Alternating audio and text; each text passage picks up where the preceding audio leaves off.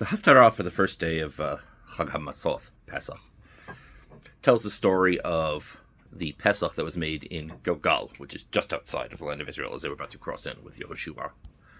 And it says that they were commanded to circumcise themselves because during the time they were traveling in the desert, they did not circumcise themselves. None of them they didn't circumcise their children. That rule was sort of in abeyance during that time.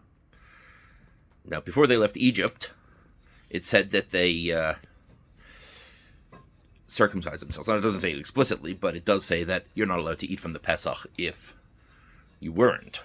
So, that was a thing that they, in tradition, that they hadn't while they were in Egypt, and they all did before they left Egypt. But then during the desert, that mitzvah was in abeyance, with authority. It was God's law.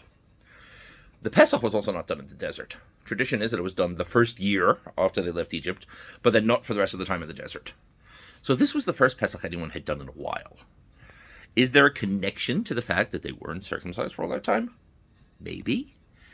Maybe not. The whole idea is they're leaving Egypt, so the Pesach is supposed to be about leaving Egypt and celebrating your freedom, and I don't know. I've got nothing. I really don't understand why, when you're traveling from the desert to the promised land, that seems to be the time that it makes sense to do it.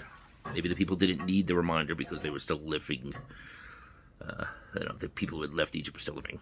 The truth is, it's a bit confusing for me. I don't know.